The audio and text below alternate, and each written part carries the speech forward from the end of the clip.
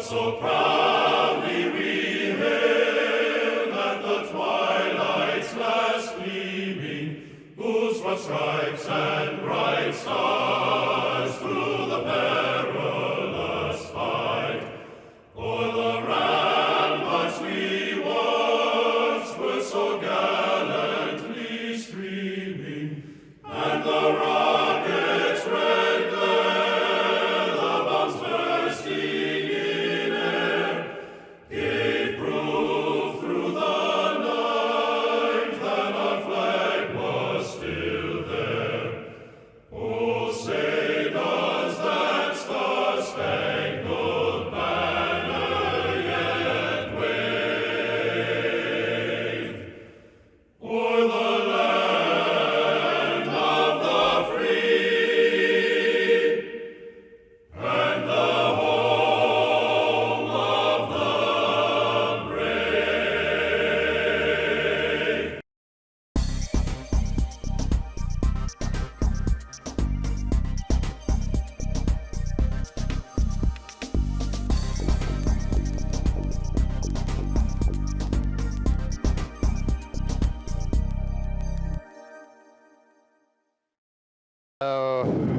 With that, I'd like to introduce our speaker. Today is Jonathan Potts.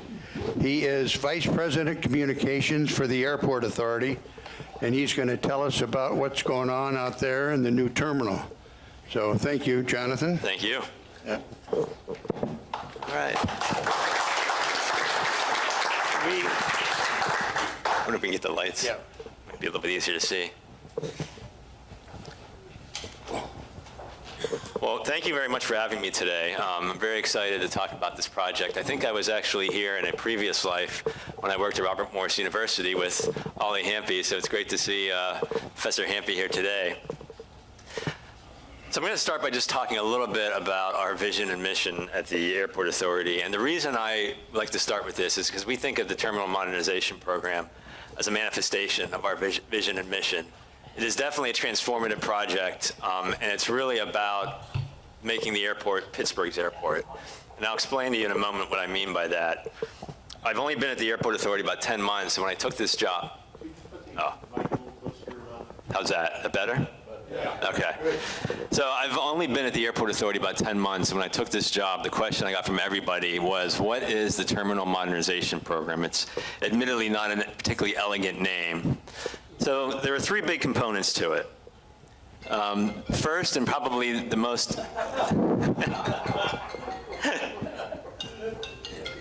That's all right. I'm glad it wasn't mine. All right. So there's three main components to the Terminal Modernization Program.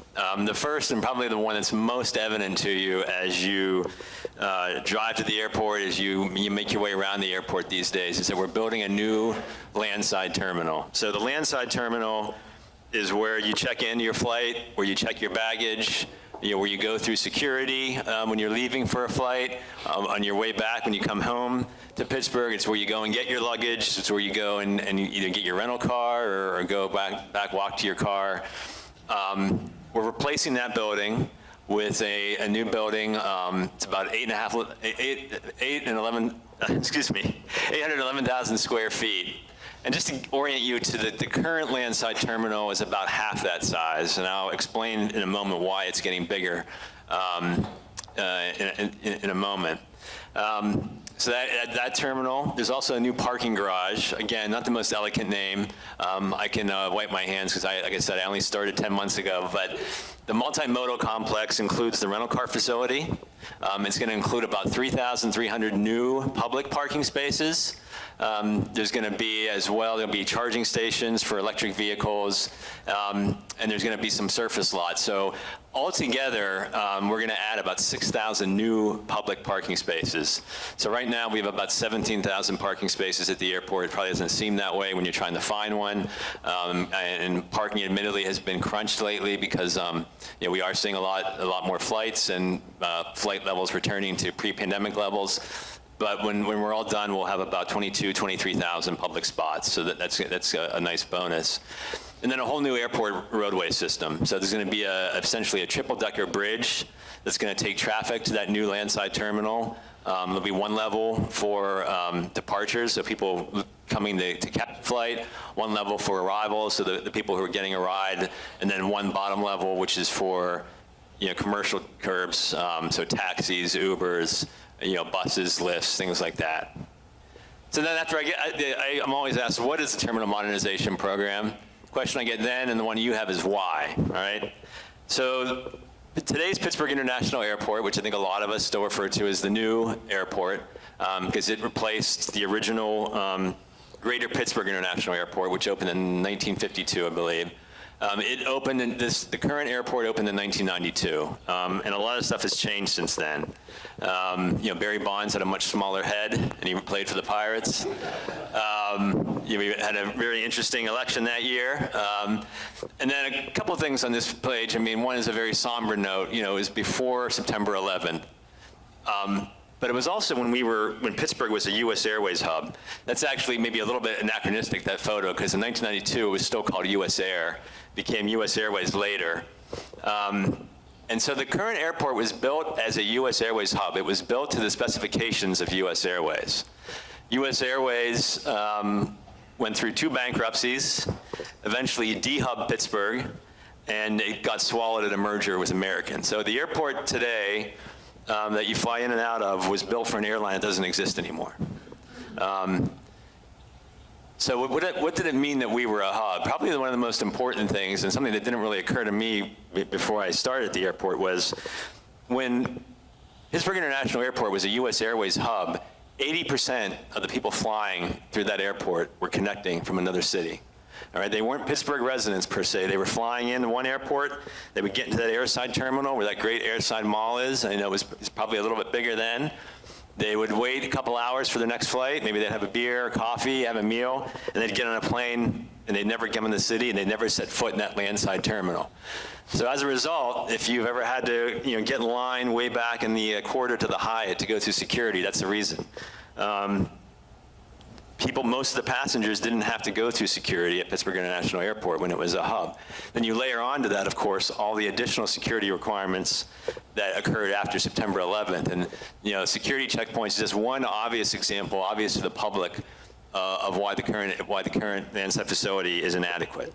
So one of the most noticeable things about the new terminal will be a lot more security lanes. Wider security lanes. There'll be a family security lane where areas, more space, places where kids can sit down and wait. The employee security checkpoint, which feeds into the public checkpoint like everybody else, it will be separate. So you won't have to get in line behind airport employees. So it's going to be a lot smoother experience. There's a lot of mechanical systems, a lot of back of the house systems that are just aging out.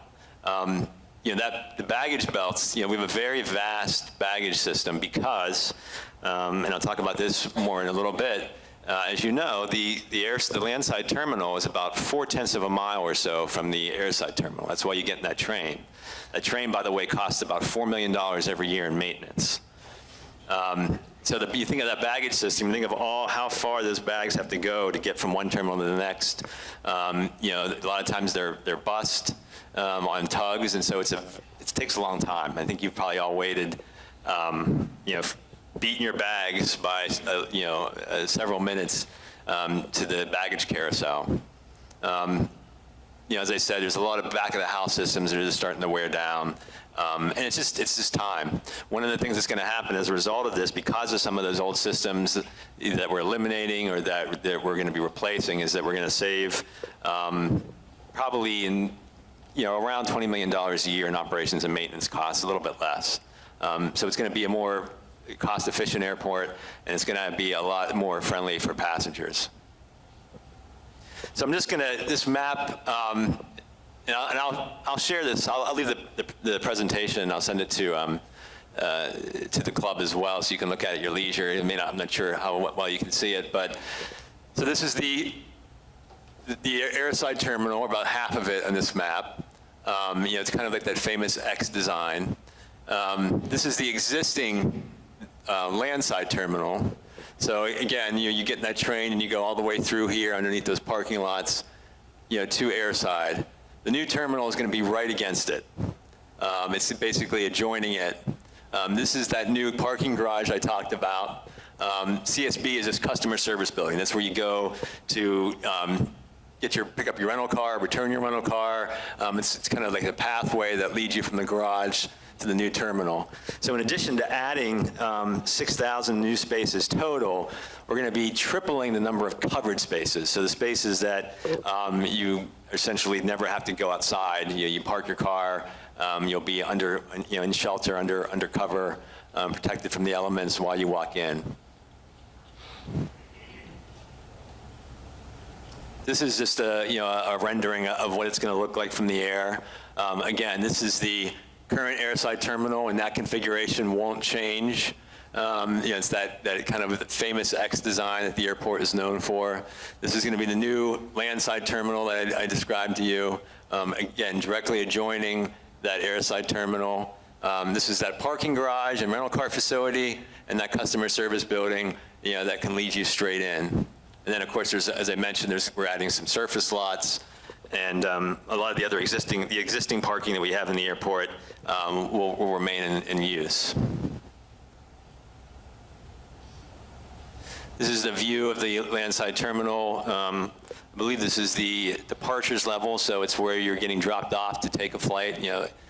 Assuming that you're getting dropped off by a family member or a friend.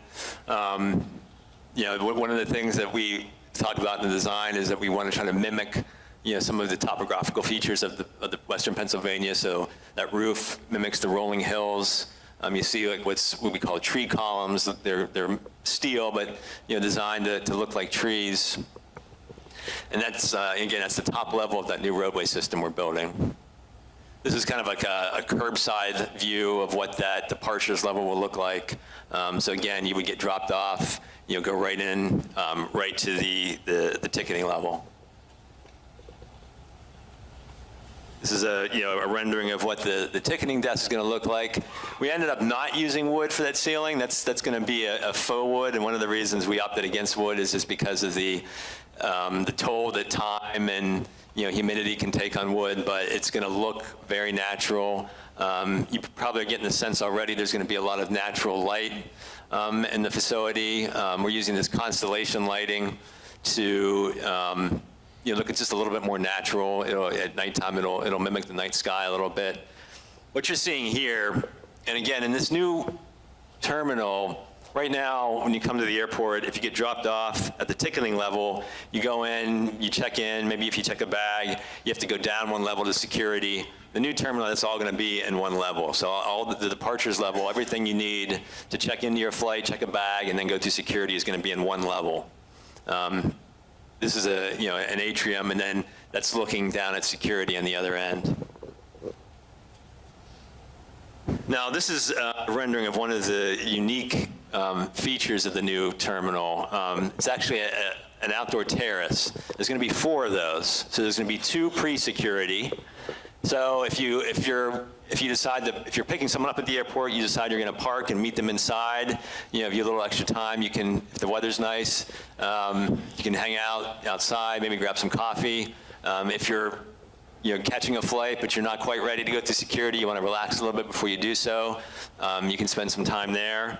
And then once you get through security, there's going to be 2 terraces airside. They'll be secure, but you'll be able to actually step outside while you wait for your flight.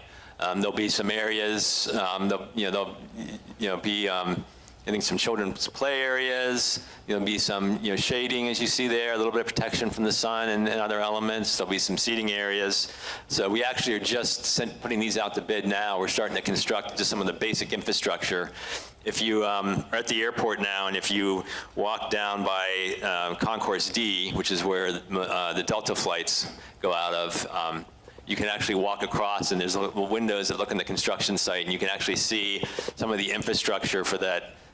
For those terraces are actually coming very close to the windows, so it's a really good view of the construction site and kind of where those terraces will be on the air side. And this is a feature. This actually was a feature that was in design before the pandemic, so it wasn't necessarily something we did because of the pandemic. But I think we certainly know that people, really come to appreciate the opportunity to kind of step outside, get a little bit of fresh air while they wait. Now, what I'm going to show you here in a second is an animation that demonstrates how you get from the landside terminal to the airside terminal. Because I did say that we are getting rid of that train, which again carries people about 4/10 of a mile back and forth. So once you have gone through security, gotten your shoes back on, gotten your belt back on, kind of gotten yourself all recomposed. Assuming you don't have TSA pre-check, I definitely recommend TSA pre-check to avoid some of that hassle. You're going to walk through a tunnel. We call it a connector bridge because it's basically it's supposed to mimic the experience you have as you come the other side of the Fort Pitt Tunnel going to downtown. The inside, it's not going to be dark and have ceiling tiles falling like the Fort Pitt Tunnel does, but have ambient lighting. It's going to reflect the light outside, so in the daytime the light will be a little bit brighter. At nighttime it'll be maybe a little bit more of a purplish hue. You're going to come through there and you're going to step into what is now the airside atrium. So if you're familiar with this part of the airport, it looks down onto the center core. The center core is where you basically, right now, you come up from the train on those escalators. There's an atrium there now where there's a kind of a non-denominational chapel there. There's the Admirals Club, which is the American Airlines Club. There's a few airport offices. So what's going to happen is after you come to security, you're going to walk through that tunnel. The entire center core is going to open up around you. And then there's going to be banks of escalators on either side, as well as elevators that will take you down to the center core, and then that's the level where your gates are. We don't have any animation right now to show what it's going to be like when you arrive, but I think it's important to note that arriving passengers are not going to cross departing passengers the way they do now. So right now, everybody takes that train. So you might go down to get the train to go baggage claim and to leave the airport, and you're crossing traffic with people who are coming in to get their flight. Sometimes people don't leave enough time. They're running to get up the escalator, get to the elevator to get to their gate on time. We're going to eliminate that. So when you arrive, you're going to be down at that lower level, that concourse level, and there'll be doors you go through. Again, on the other side, you'll be out of the secure area, and you won't have to cross your path with people rushing to come through security or to get to their flight. So I think it's going to be a little bit of a cleaner experience. The arrivals level is on the second level of the new landside terminal, so that's where you'll go for baggage claim and to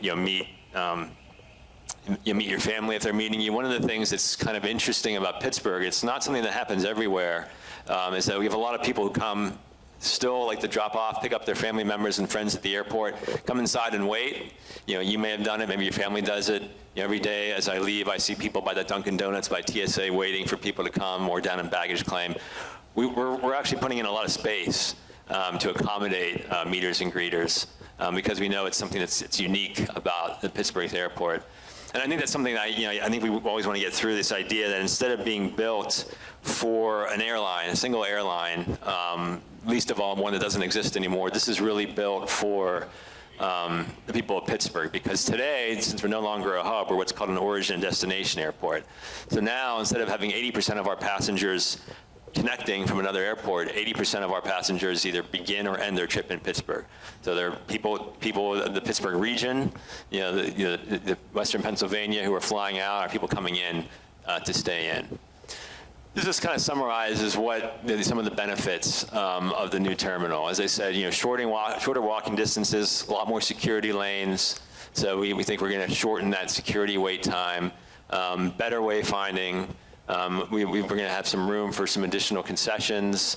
Better technology. Baggage handling, as I said, is going to be a lot more efficient. You're not going to have bags, driven or sent on those long conveyors from one terminal to the other. And then, of course, as I said, we're going to add an additional 6,000 parking spaces, and that includes 3 times the number of covered spaces that we have currently. As I mentioned, the terraces. The work on this project, the design work started before the pandemic, but I think certainly, given that construction hadn't started, before the pandemic, we were able to really look and think about, what we wanted to do to make sure that we maximized, health and wellness, air quality in the new terminal. The airport currently is powered by its own microgrid. So as you know, we sit on a lot of natural gas deposits. We also have about 9,000 solar panels. So we currently operate the airport without relying on the power grid that powers this building and that most of our homes and businesses. It's a couple benefits. One, it's resiliency, right? So if there's a massive power outage, the airport's unaffected. That's good for the airport. It's also good for other airports because when one airport loses power, it has a ripple effect. It causes delays and cancellations, throughout the country. And it is, and we're very proud of that. Again, it's a lot of it's solar and natural gas, so it's relatively clean. So that's not a new feature, but it is something that we like to talk about, remind people of. We're going to be at least LEED Silver certification for the new terminal. It looks like we're probably going to reach gold. So we're very happy about that. There's no LEED certification for parking garages, but there is something equivalent called Park Smart. And so I think the new garage is going to likely be Park Smart Bronze. So both buildings are going to be sustainable. And then, the design team really looked at Pittsburgh. We want to reflect the community. So the design reflects, again, the nature of the Pittsburgh region. So, even things like the roof, we wanted to have that look like the rolling hills of Western Pennsylvania. We have those tree columns. But Pittsburgh's also become a high-tech city, so we wanted to make sure we incorporate, a lot of the technology that Pittsburgh's becoming known for into the airport. What this just tells you is that, one, we're using a lot of locally sourced materials. So 90% of the materials and services, including the structural steel, is produced locally. That steel comes from Sipple Steel, just down the road in Ambridge. The parking garage is being built with prefabricated elements. A lot of those come from Sidley, which is in Youngwood, PA, in Westmoreland County. The concrete, we're able to recycle a lot of the existing concrete for the airport. So a lot of the stuff we've had to tear up, we've been able to reuse that. But we are, this is almost entirely local firms and local products.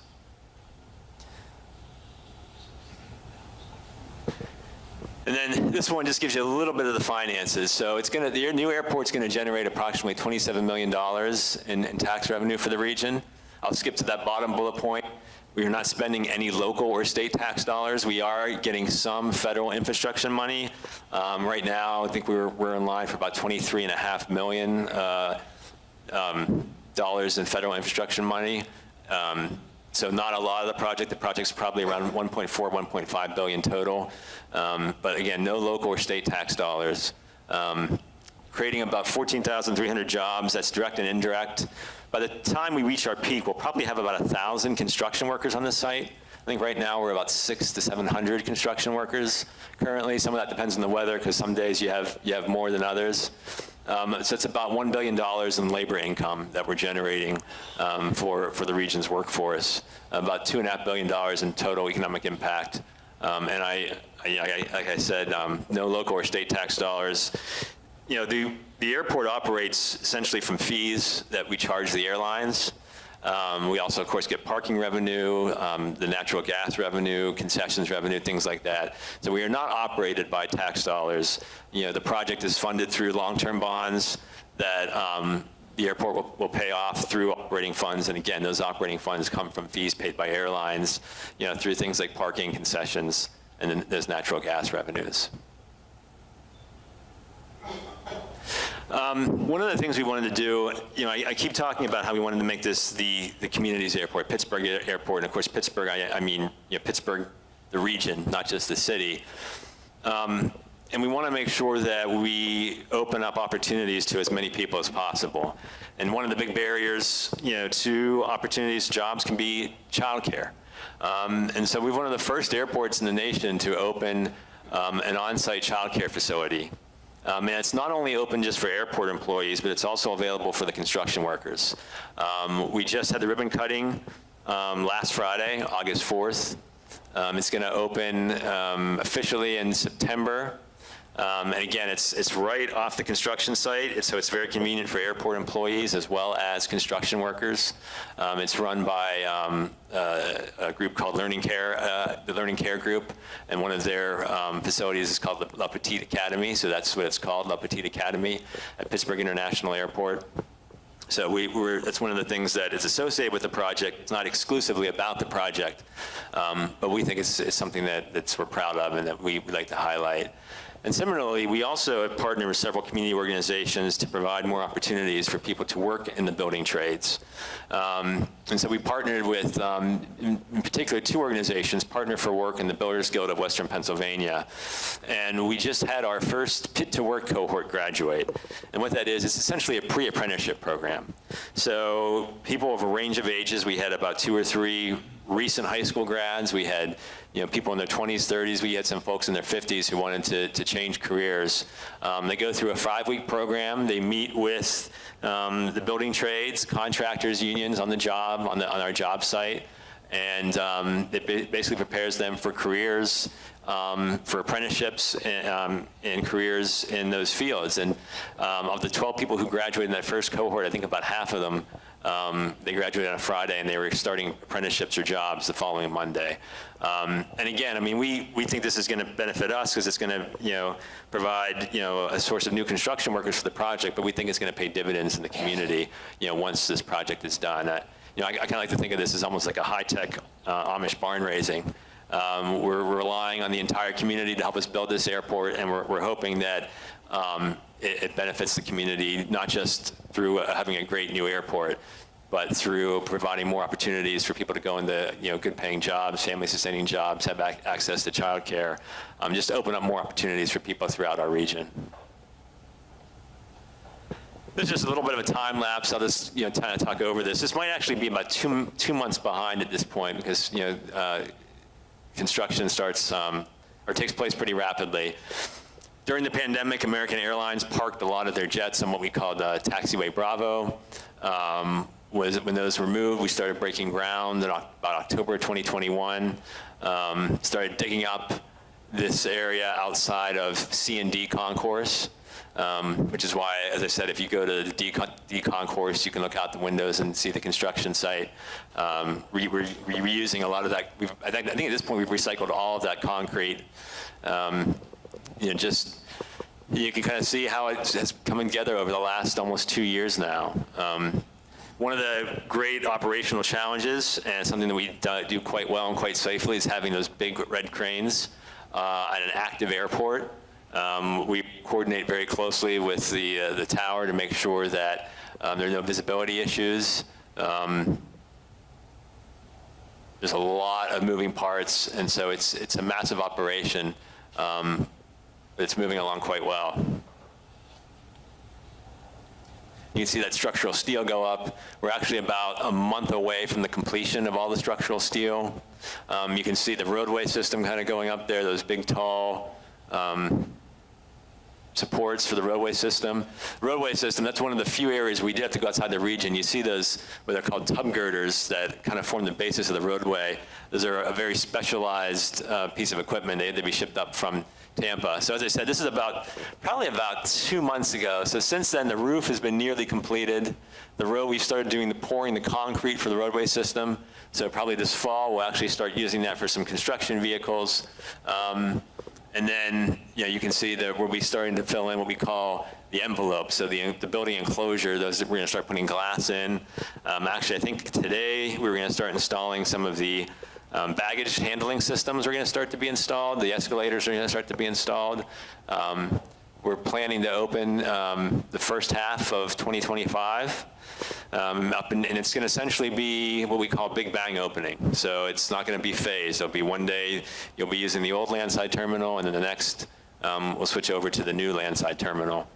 I'm sure you've noticed there's a lot of construction as a result. Building that roadway system, obviously we have to reroute traffic and do some closures that impact current traffic going into the airport.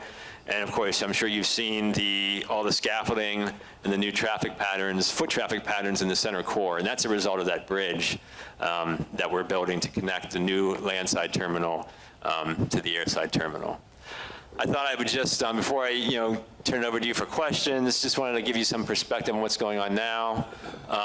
We recently, I think, right before I joined the airport, we had, there's a trip to London to convince British Airways successfully to increase the direct flights from London. We've added a lot of flights recently, Breeze, Spirit added a lot of direct flights. So we're now up to about 61 direct destinations. By contrast, so we were down in 2014, kind of at the nadir of the airport recovering from losing that hub, losing U.S. Airways, down to about 37 direct destinations. So up to about 61 now. Airfares are a lot less now because we do have a lot of lower cost airlines. I like to tell the story that when in 2010, the first time I went to Disney World with my family, at the time my wife and I had 2 young children, today we have 3, we drove to Columbus to get a flight to Orlando because it was cheaper. So it was even taking into account that 3-hour drive, getting up in the morning, it was still worth it. Never did that again because there are a lot more direct options, a lot more affordable options now out of Pittsburgh International Airport. So that's it for my presentation. I'm happy to answer any questions. Go ahead, sir. Could you hit the lights? One question. You call it the Big Bang transition. Yeah.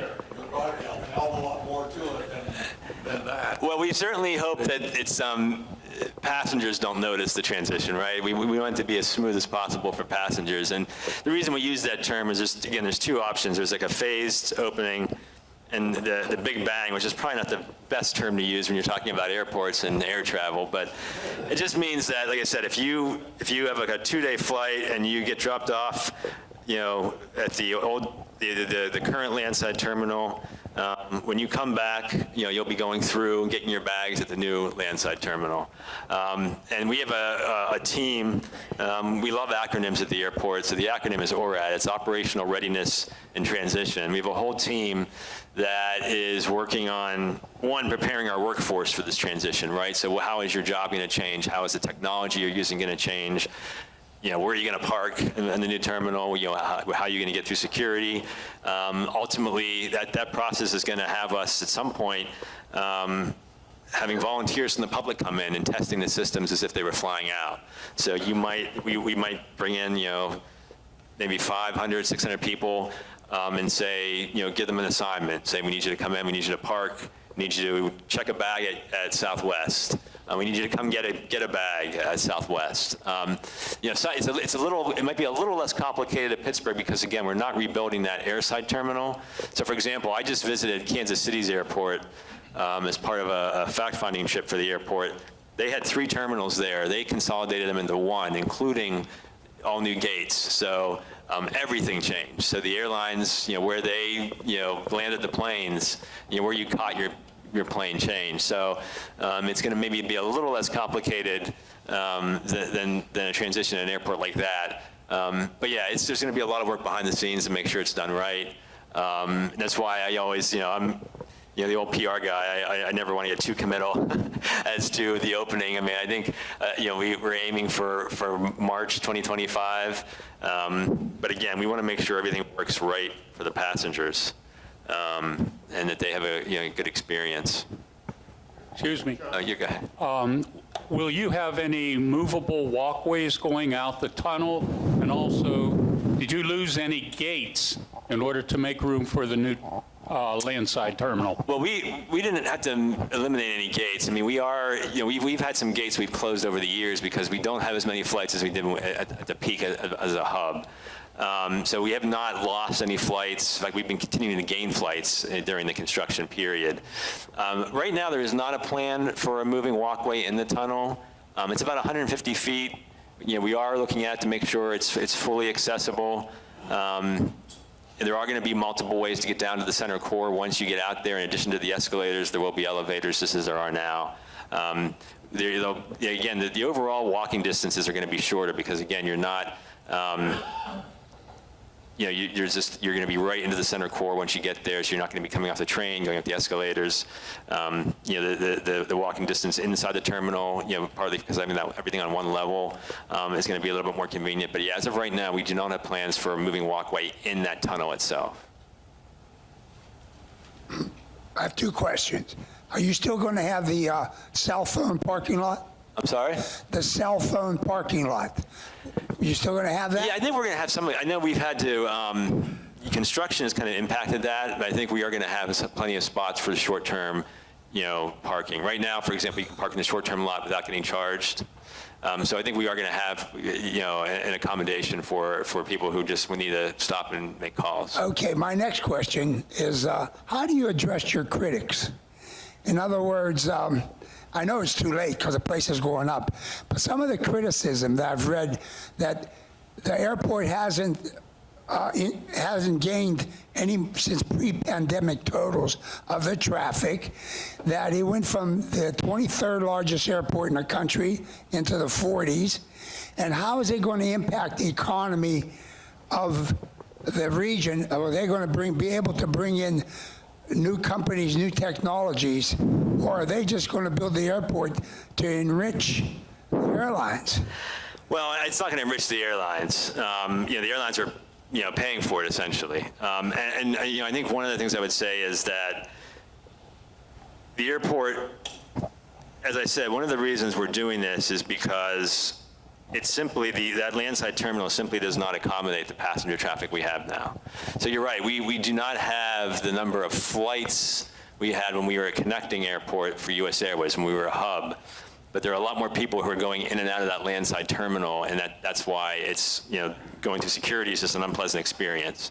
And that distance between the 2 terminals, costs a lot of money in operations and maintenance. As I said, that train costs about $4 million to maintain every year. I think you probably have been there at some time when one side of the train's been down, right? So there's only been one operating. The baggage systems are very complicated and extensive, partly because of the way the airport's configured, because of how, because it was made to U.S. Airways specifications. And so those cost a lot of money. So, we're going to, save millions of dollars in operating expenses as a result of this. It's going to be a more attractive airport. It's going to be a more functional airport. It's going to be a much more pleasant passenger experience. The airlines are fully in favor of this. We could not have done it without their support. So I think they do certainly feel it's going to benefit them from a customer service standpoint, and that's going to make it a more attractive place to fly in and out of, and it is going to attract. We think it is going to attract more airlines. It's not going to cost any. Again, it's not costing any local or state tax dollars. It's paid for through long-term, bonds that are being serviced by airport operating funds, which again, they come from the airline fees. They come from, parking concessions. So in that sense, we certainly all do contribute by the virtue of being users of the airport. But it's not going to have a negative impact in tax dollars, and it's going to, bring in. I think we think it's going to bring in a lot of tax revenue. A lot of the elevations that you show appear to be designed for people to sit around, or it's kind of a jungle environment or a natural environment. How do you reconcile that with airplanes, which are very loud? That's a good. I don't think we think anybody's going to forget being in an airport, but I do think we feel that we have those terraces are going to be located and situated in a way that it is going to be a pleasant place to spend time. You're right. You're not going to be able to escape the airplane noise, but I think we are going to have some sound barriers, some abilities to make that seem like you're in nature, even though you're at the airport. So we certainly want to take that into account. That it has to be an experience that's pleasant. We want people to make use of those.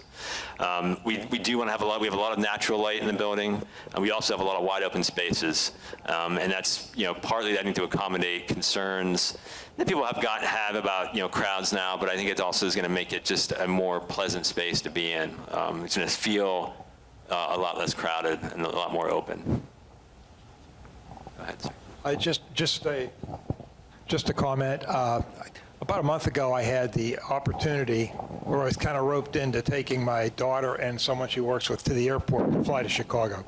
And I hadn't been there for quite a while, and driving in was an incredibly traumatic experience. It looked like a war zone. But if you go, make sure you read the signs carefully. But actually, it was pretty well organized. Oh, thank you. And once I got through the first time, dropped them off, and when I was coming to pick them up, I said, now listen to me carefully. Don't call me when you're at the gate.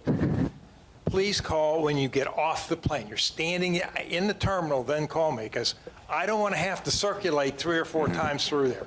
And, but again, you had to pay attention, but I thought you guys had it pretty well laid out. It is a challenge. I appreciate that. It is a challenge. I mean, the signage, and one of the things we looked at is like, do we have too many signs, right? Because the first time we wanted to say, let's over-communicate, let's make sure we have a lot of signage.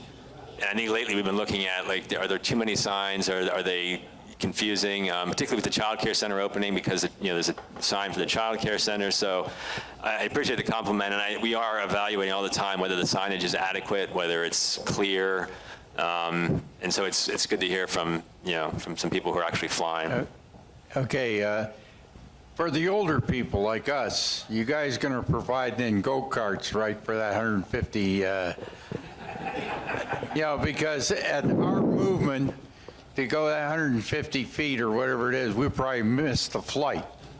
I think we do want to take a look at whether it's as accessible as we think it is in the design. And I think that's a question certainly I get is, is there a moving walkway in there? As I said, right now, there are not plans for it. I agree, it's cheaper than you pay for that constant. Well, we don't want to, yeah. I think there's probably a happy medium, right? Yeah. Yeah, I think it's certainly I think it's going to be a better experience overall, but I think that's one of the things we certainly want to test and look at is whether it's as compliant. It's certainly ADA compliant, but whether it's as accessible, as passenger friendly as we want it to be. So I think it's a good question. Cheaper than that. Yes. Yeah, the cards. Yeah. Go ahead, sir. What is today's current traveler volume compared to the peak during the U.S. Air days? So I think I'm going off the top of my head here. I think the peak in the U.S. Airways was about 20 million, and maybe now about 8 million a year. Again, there's a higher percentage-wise, a lot greater percentage are originating or ending their trip in Pittsburgh. Now, in terms of the pandemic, we actually are on track to exceed pre-pandemic levels. I think we're probably we're well past 90% of pre-pandemic levels. Some airlines are already exceeding that. So I think that was one of the questions someone said about what would critics say. We actually are on track pretty shortly to exceed pre-pandemic levels. But yeah, it's a big difference. I mean, there's no getting around the fact we have fewer overall passengers coming through. But again, it's a different kind of airport now, and we certainly are seeking to add more flights. We've definitely done some right sizing in terms of gates, being closed and shut off or repurposed. But we've also been adding a lot of flights as well. You mentioned improved baggage handling. Certainly one of the irritants of flying now is the long time to wait for your bags after you get off the plane. What improvement are you looking at?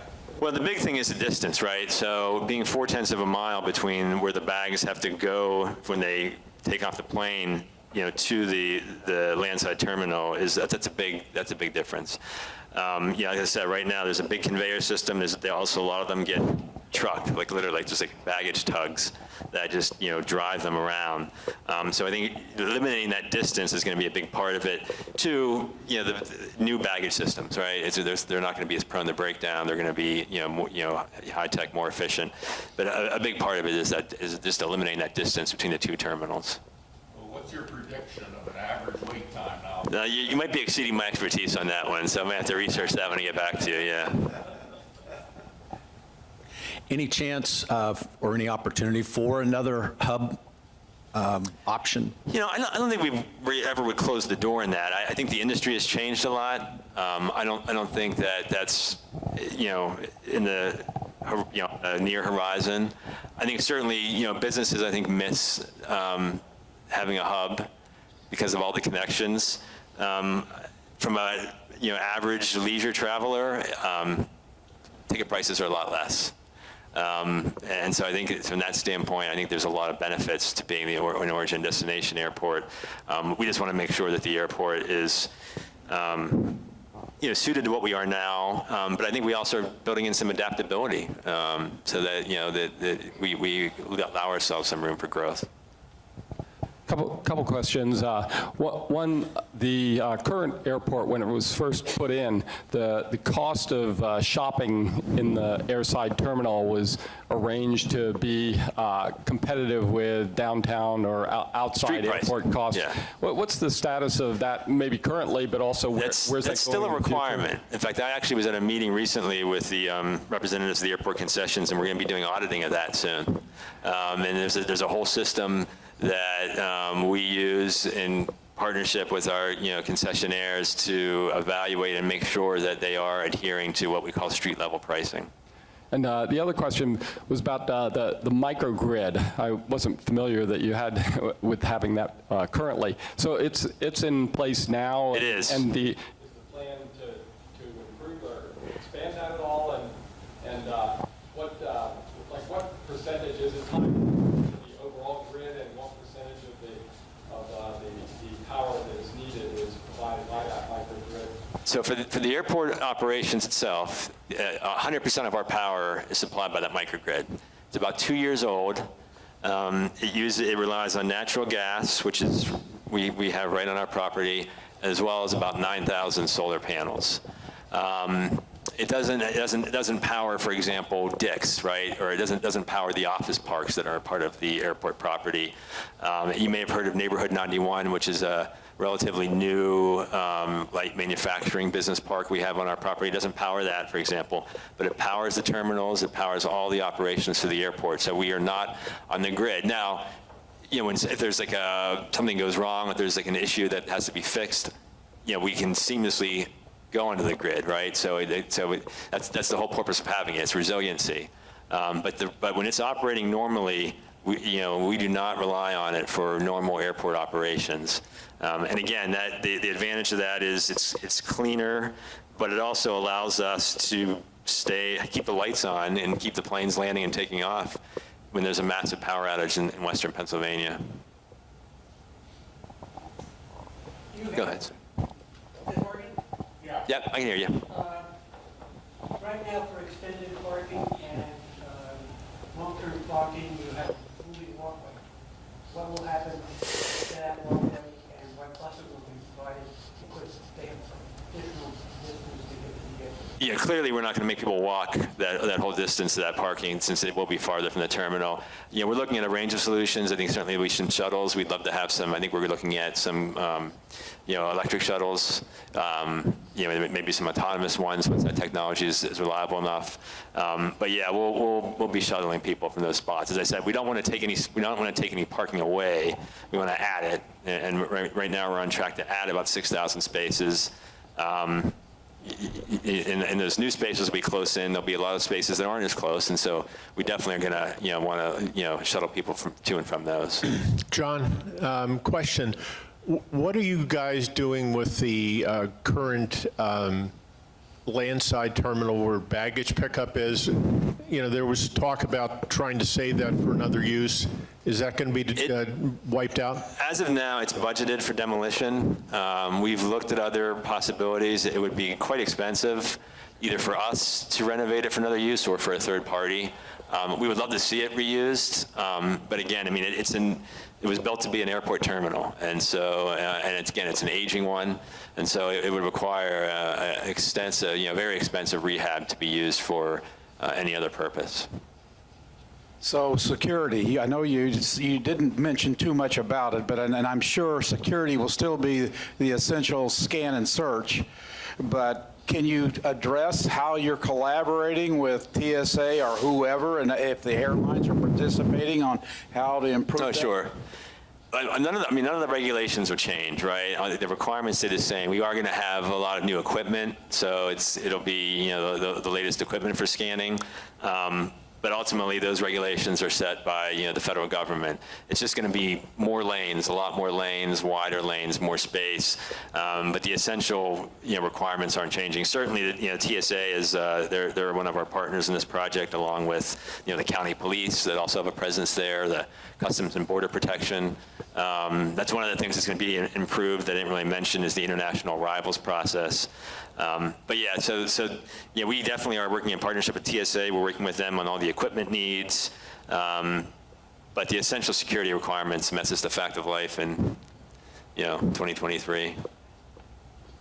John, with the congestion at the East Coast airports like New York, Newark, Philly, it seems that some of these airlines are cutting back on the number of flights into those airports. Pittsburgh has a great two-way system. We don't have, obviously, the congestion. What? It's not working. So, and I know this isn't your area of expertise, but do you see any more interest by some of these airlines to come into Pittsburgh and utilize a facility that works better and functions in a way where they don't have the congestion issues? I think that's a very good possibility. I mean, one of the things that happens a lot is there's a lot of alerts we get from at the airport, and every time a flight is diverted from another airport, we get an alert. I think because of, and I don't understand this well enough, it's not my area of expertise, but because of the way our runways are situated, we're not subject to, flights don't get diverted away from our airport very often. We often get diverted traffic that comes in from other airports, so it's situated very well. It's very resilient, and so I think that certainly is a case that we make when we are, courting airlines to either bring in new service or expand their existing service. Do you have a sense about the growth, the lack of growth of business travel to the airport? I think, I think leisure travel has probably overall industry-wide has come back quicker than business travel. I can't say how Pittsburgh compares to other airports. I think industry-wide, though, business travel has been slower to recover, just because, there's now just more and more options to have remote meetings and do things virtually. I think we're certainly seeing an uptick in international travel. I think, again, it's industry-wide, but certainly Pittsburgh, I think the British Airways flights have been very successful. I think, I just think the industry-wide leisure travel, I think, has bounced back much quicker than business travel has. I have a question here. In the old days, when we were younger, the airports were a cheap date night, open to casual walkthroughs. Is there still a casual for a general public? There's a program that we had briefly instituted prior to the pandemic called My Pitt Pass, which would allow people to go through security and go and kind of shop as they once did in the airside terminal. We've talked about bringing that back. I don't know right now if that's going to happen anytime soon. Certainly, I mean, that was one of the great things that when Pittsburgh opened, Pittsburgh International Airport now opened, I mean, that air mall was a huge attraction. And I think people still like being able to go and wait at gates for their loved ones. And so, yeah, so we certainly would like to offer something like that. Again, we had briefly instituted a program like that, I think, before the pandemic, but I can't say at this point if we're going to be doing that anytime soon. Any other questions for John? Okay, John, thank you very much for joining us. Thank you.